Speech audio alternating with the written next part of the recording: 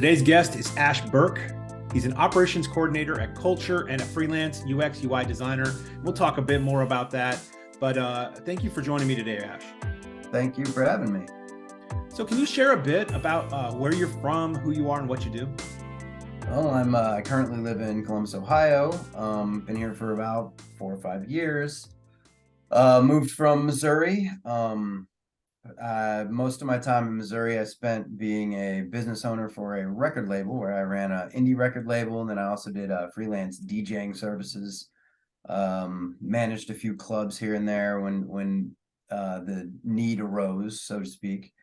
And I ended up coming up here to Ohio. Actually, I have a sensei who was teaching me ninjutsu, and so I came up here to train with him. And I stuck around after he ended up he got sick, and so he couldn't train me. And I liked Ohio. It was a pretty interesting place, so I stuck around. And I ended up after I got out of the music business started to kind of go downhill once Spotify and Pandora started to kind of take off a little more. YouTube became monetized.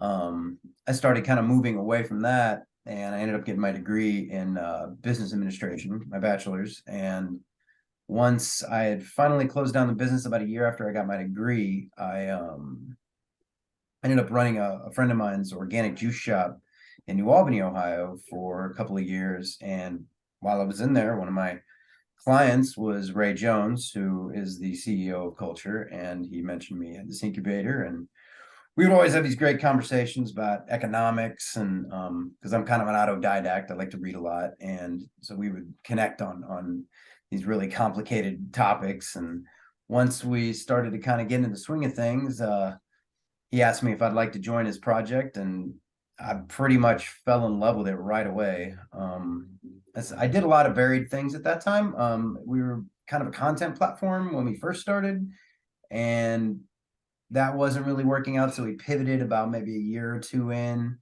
And once we pivoted, then we shifted to a topics-based messaging platform. And then about maybe 2 years after that, we got our seed funding, and we started rolling, full time. And I accepted the role of operations coordinator from there. And the love grew, and I ended up designing the UX designer interview process. It was one of the first assignments I had, and I realized that it had so much in common with behavioral economics, which is a real passion of mine. And I knew that was just a great path for me to go down. So I'd say about 6 months into working for Kulture, I signed up for the Ohio State UX bootcamp program, and I finished it about a month ago. And I also subsequently finished the Google Coursera UX UI program just to kind of supplement myself a little bit, but I've really gotten into it. And out of the class, I ended up, starting another venture with some of my classmates. It's always intrepidatious and exciting, and to have an opportunity to do that. So let's rewind the clock a little bit. So you've done a lot of things. How did you get in the music business? How did you get into music production and DJing? I had a band. I was 18. Started a band with some friends of mine, and we ended up playing a show. And it was our first show, actually. Something happened with the power strip, or I don't remember the specifics, but the amps weren't working. The only thing that was working was the PA system. And so I was kind of stuck up there doing like an impromptu stand-up comedy session, if you will, and ended up getting in the newspaper for it. That was like the only thing that made it in the newspaper, was my impromptu stand-up comedy. They didn't even care about the performance because we got the stuff back on and we performed and everything went fine after that. But I ended up getting an offer to DJ, and so I kind of learned how to DJ from there. Well, it was emceeing, and then the DJing just kind of arose from that. And my guitar player, who's been my best friend for years, he kind of got the idea that maybe instead of just focusing on having a band, we should expand out. And meet some more bands, and the thing just kind of kept building and building and building. And after a while, we've got like, I don't know, 7 or 8 bands and a few rappers and a couple of DJs, and we're doing recording sessions and we're booking shows. And in Missouri, I mean, it's not super hard to make connections because it's not a very populated place. So we were able to have a little bit more mobility. And yeah, we just kind of built the thing and started running with it and set up bands. And you just kind of meet people, and it just Right. once you got something going, once you build a scene, the scene just kind of grows itself, right? It's like the Sermon on the Mount. Nobody had to show anybody or tell anybody to show up for it. They just came because it was a good gig. That's great. So, I mean, you're doing this juice thing, right? And then you start having these conversations. Was that unique? Did you have, I mean, did you know he was going to do his own startup when you had his own startup when you had those conversations?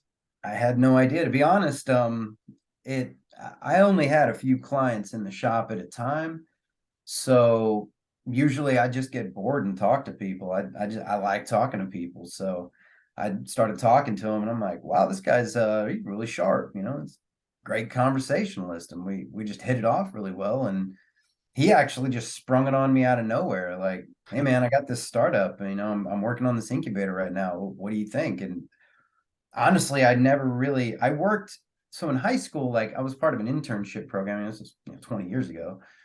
I was part of an internship program where I worked on computers, and we set up the network for the high school. I mean, we even went as far as like digging the ditches for the fiber optic cable. I mean, we did like the whole thing from the ground up. And so I had a little bit of a background more in the hardware side, but we did a little bit of software stuff too. I mean, we had learned, the basics of, we were still working on like Windows 98 SE and XP at that time. But I had at least an understanding. I had just kind of fallen out of it. And in DJing, you kind of get into a little bit, but not a whole lot. Right. And so I kind of, when you kind of brought it up, I never really thought about moving into tech.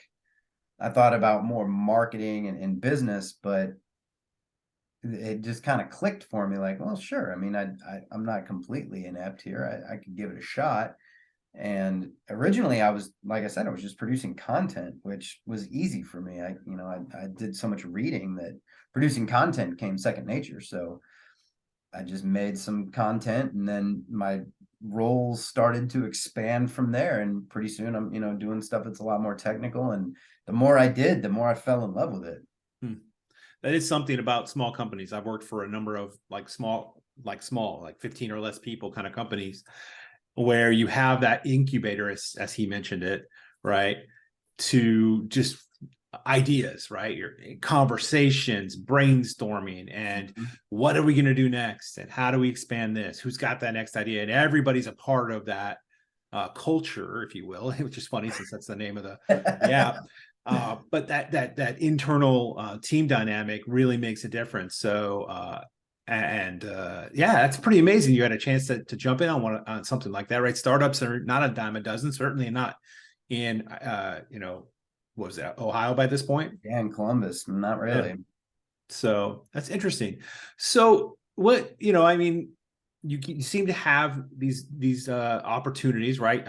Where you seek information because something new comes up, like the UX thing, where you created the interview process, and then we're like, wait a second, this sounds really cool. So how is that now turning into this? I'm very curious with your classmates from a boot camp. That's very unusual to hear a story where, hey, I mean, a couple of my classmates from boot camp, are getting together, and now we're freelancing and kind of building something that may turn into its own right company. What's the thought process behind that? Like, you went to the boot camp, but that's a big leap then to also saying, hey, everybody, let's come together and do something together. How did that work out? Yeah, I mean, that's absolutely true. Well, to be honest, when I started with the boot camp, there was a big focus on like, well, we're going to help you build a career. We're going to help you, move into a different career. And I was really the only person that was like, I don't want to move careers. I love my job. I love where I work. I just want to have more skills that I can apply to culture and kind of help culture grow from the inside. So I didn't focus on that, but I noticed that a lot of my classmates we're having a lot of anxiety about thinking about, okay, well, how am I going to transition this? How am I going to move into the next step from this? And we started, it was the first group group project that we had. I used an idea that I've been kind of incubating in the back of my head for a while. I did a lot of research into social media addiction for Kulture, and I kind of thought of an app that might be able to address those issues.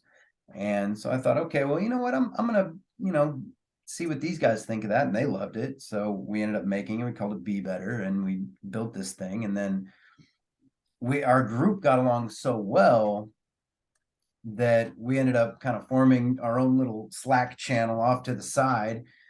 And, it was just the four of us. And then, there was a couple other people that, because the group projects would change. You're never with the same group twice. So the group starts changing. And then we have different people, we meet other people in the class. We're like, oh, well, they're a pretty cool person. Let's add them. So, it just grew and grew and grew until we had I think we've got 8 members now.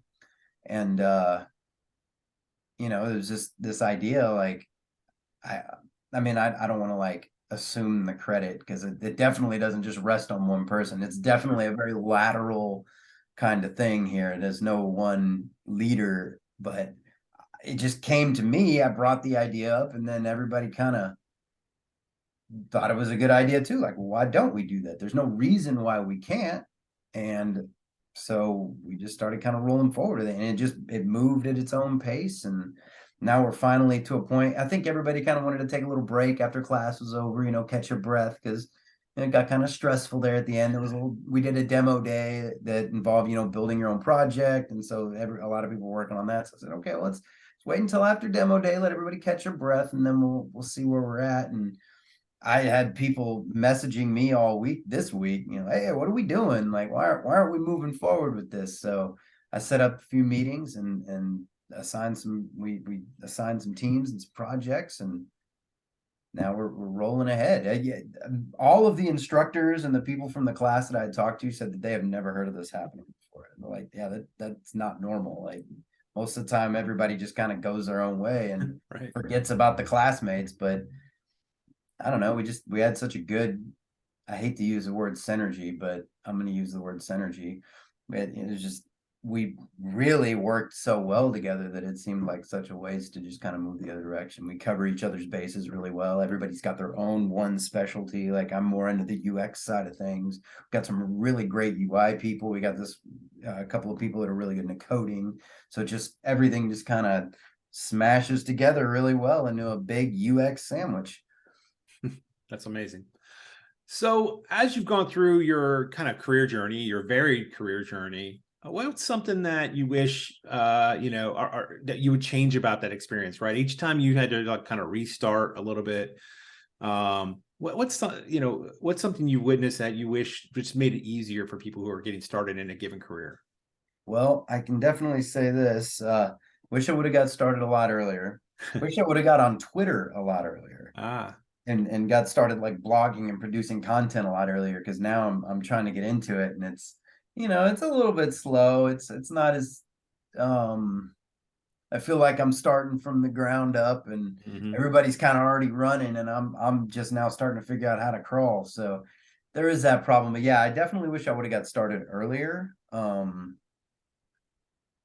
than that, I mean, it's been really fortunate. I've been really had a lot of really great mentors. I've had a lot of really good help from people around me, and so I'm really grateful for the opportunity that this kind of rolled out the way it did. That's awesome. So what's coming up next for you? Are you going to turn this freelance club into something, or what else might be there on the horizon for you? I like that term, freelance club. That's what it feels like. Yeah, I mean, the goal is to just keep rolling with we call it blanket designs, because we got you covered. We ended up like our first project, our user persona was in a band, and we called the band Anybody Seen My Blanket. I don't even remember why, but then we just turned it into blanket designs. That's awesome. So I do want to roll forward with blanket designs. A couple of our teammates do have some upcoming opportunities on the horizon for them. So hopefully they stick around. I know that they want to, and they're really eager to stick around, but I understand how, conflicts come up. But we still have a couple other members that are going strong, and we all need to build our portfolios anyway. So this Sure. is an excellent opportunity for us to do that. But I'm really eager to get into making some great products and just really putting them out there. And I'd want to get into content production as well. Maybe open my own podcast. We'll see how that goes. Awesome. Well, Ash, it's been great getting to know you. I look forward to seeing what that future is for you. You're very interesting in that you just take the opportunities as they come. And I think that's amazing. That's a great talent, if you will, a great perspective on life. So thanks for coming on the podcast today. Thank you very much for having me, Jeremy. It was wonderful meeting you too.